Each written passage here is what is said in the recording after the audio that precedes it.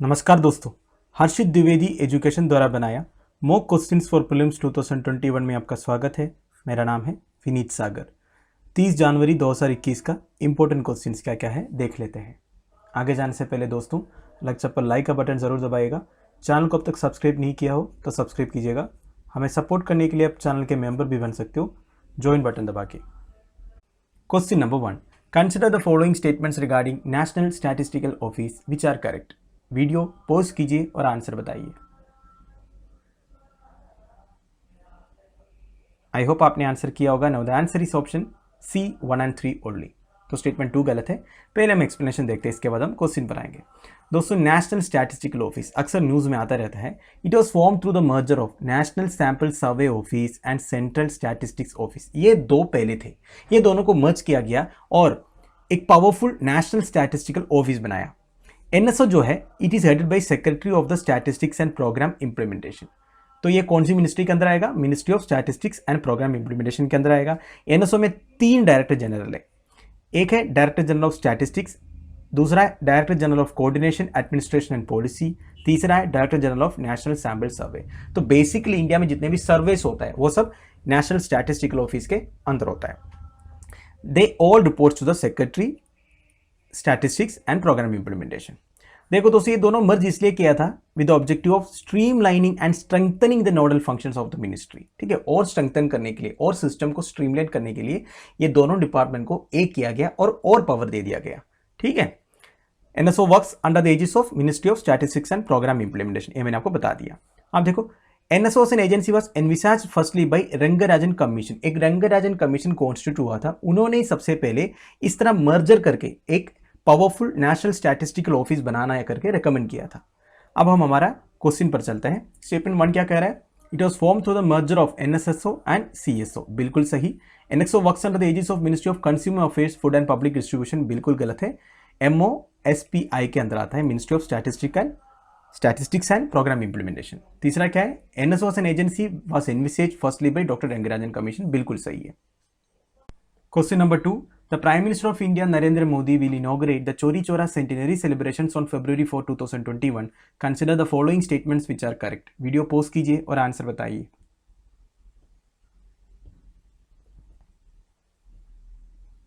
I hope आपने answer किया होगा। Now the answer is option C 1 and 3 only. Statement 2 गलत है दोस्तों।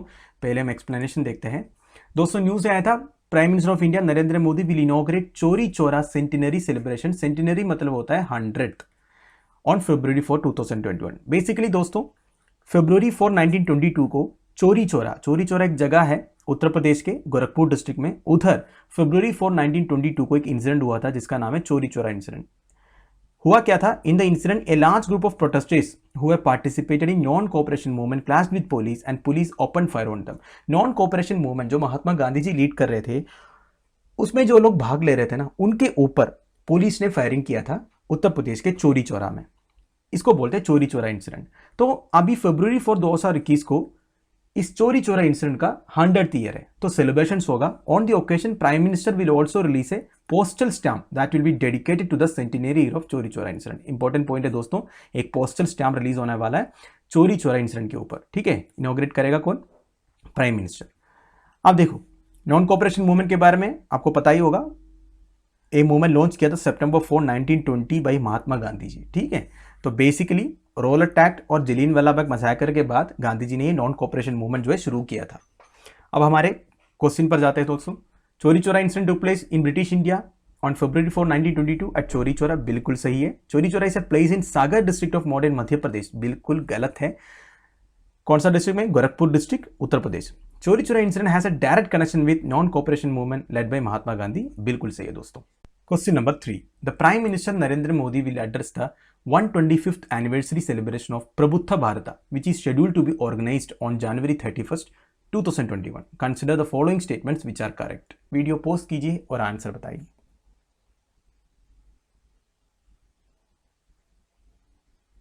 आई होप आपने आंसर किया होगा। Now the answer is option C 1 and 3 only. Statement 2 again गलत है।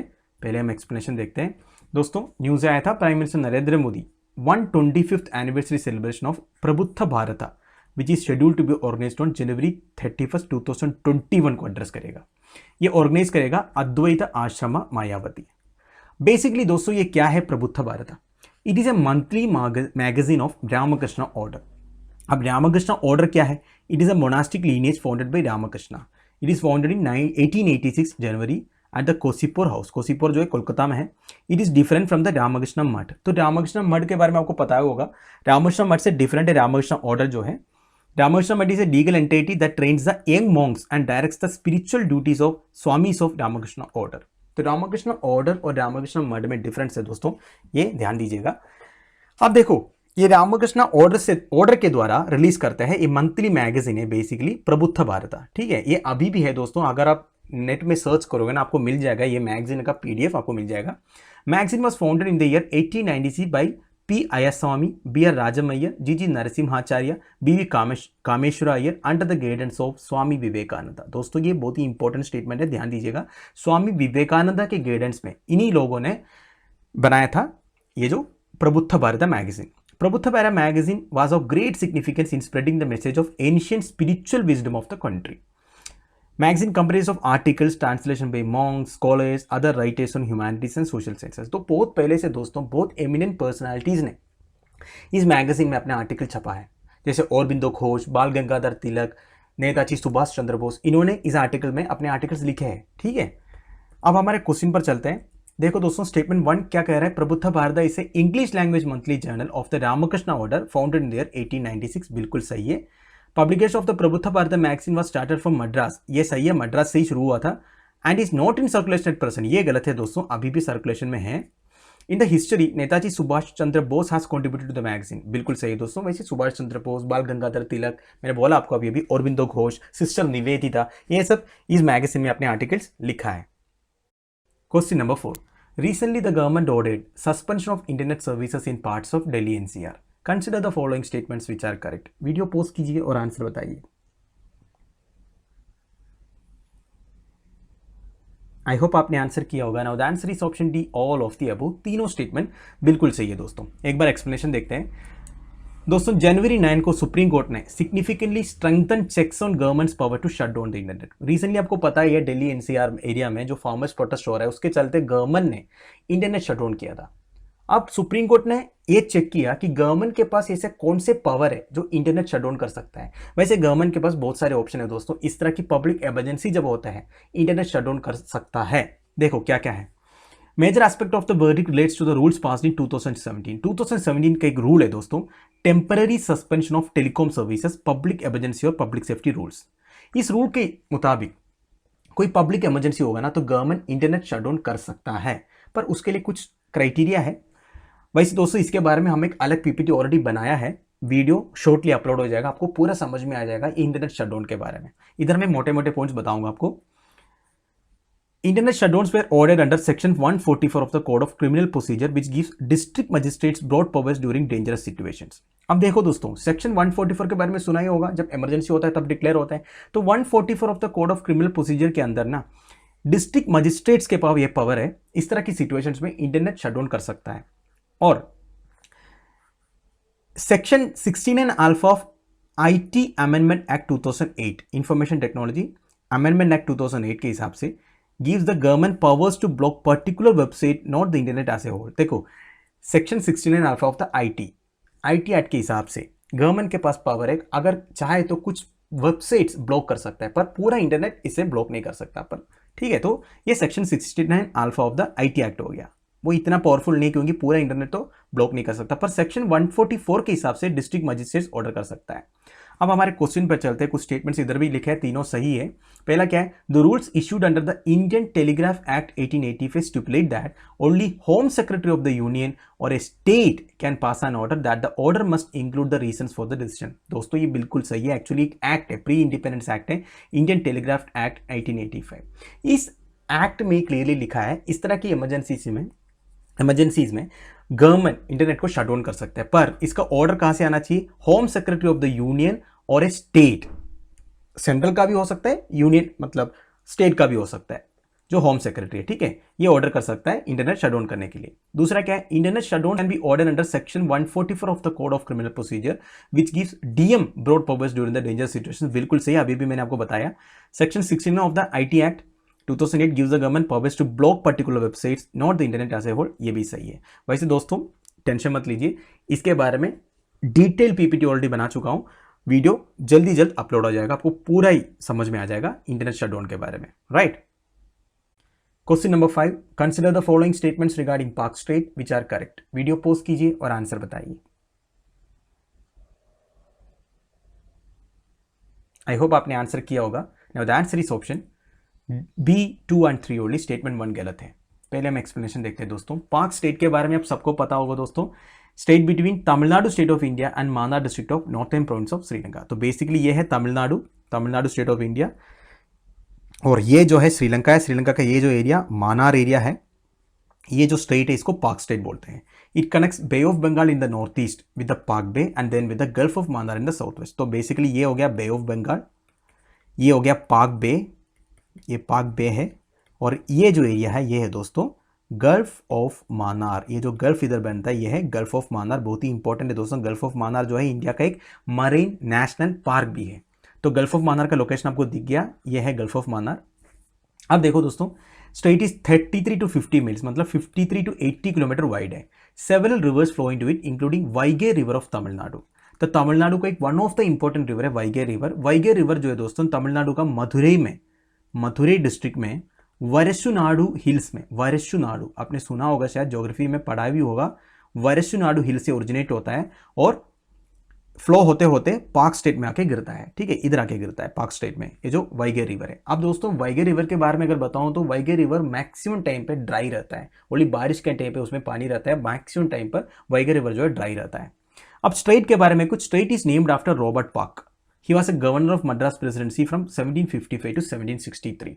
तो मद्रास प्रेसिडेंसी का गवर्नर थे रॉबर्ट पाक, उन्हीं के नाम पर एक पाक स्टेट का नाम मिला है।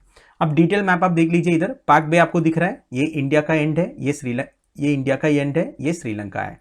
आप देखो ये इंडियन मेनलैंड जो है ना दोस्तों इधर एंड होता है। इसके बाद ये जो है ना रामेश्वरम आइलैंड है। रामेश्वरम आइलैंड बहुत फेमस है, उधर एक बहुत फेमस टेम्पल है रामेश्वरम टेम्पल, और हमारा former president missile man of India doctor APJ Abdul Kalam ji का जन्म स्थल भी ये है रामेश्वरम। बेसिकली इंडियन मेनलैंड जो है ये जो दिख रहा है इधर एंड हो रहा है, ये रामेश्वरम आइलैंड इधर से शुरू हो रहा है। इसके बीच में कनेक्ट होता है दोस्तों पाम्बन ब्रिज, ठीक है, पाम्बन ब्रिज बहुत ही फेमस ब्रिज है। पाम्बन ब्रिज कनेक्ट करता है इंडियन मेनलैंड को रामेश्वरम आइलैंड में, ठीक है, ध्यान दीजिएगा। और दोस्तों देखो ये टिप जो है इंडिया का, जो रामेश्वरम आइलैंड का टिप है ना, जो ईस्टर्न टिप, ये एरिया है धनुषकोडी, ठीक है, ये भी ध्यान दीजिएगा धनुषकोडी। धनुषकोडी से जो है एडम्स ब्रिज, एक नेचुरल ब्रिज है, कोरल रीफ से बना हुआ है, ये श्रीलंका में कनेक्ट होता है। इधर श्रीलंका का टिप आपको दिख रहा है, इस एरिया का नाम है तलई मानार। बेसिकली मानार डिस्ट्रिक्ट में है, तलई Manar is the tip. Dhanushkodi से तलई मानार तक एक नेचुरल ब्रिज बना हुआ है। ये जो डॉट में जहां कर रहा हूं ये है एडम्स ब्रिज। अब एडम्स ब्रिज के बाद में बहुत सारे स्टोरी है बारे में, रामायण में जो श्री राम भगवान जब लंका गए थे तब इसी ब्रिज के थ्रू गए थे। ये कहानी तो आपको पता ही होगा। अब हम क्वेश्चन पे चलते हैं दोस्तों, बहुत ज्यादा हो गया एक्सप्लेनेशन। अब देखो answer is option B 2 and 3 only. Statement 1 क्या लिख रहा है, it is a strait between Tamil Nadu state of India and Hambantota district of Sri Lanka. दोस्तों हम्बनटोटा तो सदर्न प्रोविंस में आता है श्रीलंका का। अगर मान लो ये श्रीलंका है तो कहीं इधर आता है हम्बनटोटा, ठीक है। हमें मानार डिस्ट्रिक्ट तो इधर है जो हमारा धनुषकोडी से कनेक्ट होता है, ठीक है, एडम ब्रिज के थ्रू। स्टेटमेंट 2 क्या है, वाइगे river of Tamil Nadu flows into the पाक स्टेट, बिल्कुल सही। State is named after Robert पाक, बिल्कुल सही। तो हमारा answer is option B 2 and 3 only. तो दोस्तों हमारे daily 5 mock question for prelims इधर खत्म हो रहा है। कल एक क्वेश्चन पूछा था, which of the following Indian state Tulsi Shyam hills going against the gravity is located. Answer is option A Gujarat. आज का क्वेश्चन देख लीजिए, which of the following invention is not followed by the name of the inventor और हुम ever else it is named after. Question का मतलब मैं बता देता हूं दोस्तों। हॉर्लिक्स, मेवेस्ट, मेवेस्ट मतलब जो पायलट पहनते हैं ये है मेवेस्ट, सैंडविच तो आपको पता ही है, एंड ग्रेनेड आपको पता है। आपको ये बताना है ये 4 इन्वेंशन में कौन सा इन्वेंटर का नाम नहीं है, ठीक है। इस क्वेश्चन का आंसर आप मुझे कमेंट बॉक्स में बता दीजिएगा। तो दोस्तों हमारे वीडियो में इधर खत्म कर रहा हूं। उम्मीद कर रहा हूं आप लोगों को कुछ सीखने को मिल रहा है मेरे वीडियो से। आप लोगों की वैल्यूएबल सजेशंस एंड कमेंट्स आप मुझे प्लीज़ कमेंट बॉक्स के थ्रू बता दीजिएगा। मैं अपने आप को इंप्रूव करने की कोशिश करूंगा। लेक्चर की PDF एज यूजुअल आपको टेलीग्राम चैनल में मिल जाएगा। Thank you for watching, bye bye, have a nice.